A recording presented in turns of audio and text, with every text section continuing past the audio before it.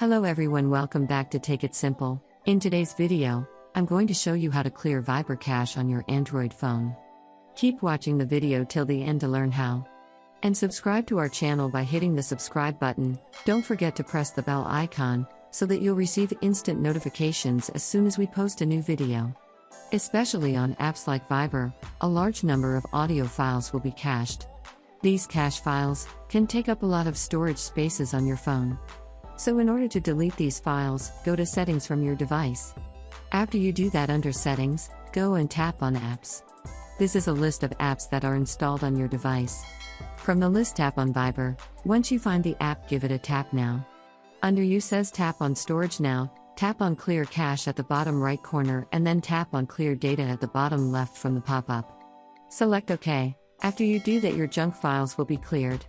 And it will remove all the app cache photos, cache corrupted files and crash logs, etc., which will help you in getting more storage in your mobile phone. That is how it is done. I hope you found the video useful. If you did, go ahead and give it a thumbs up.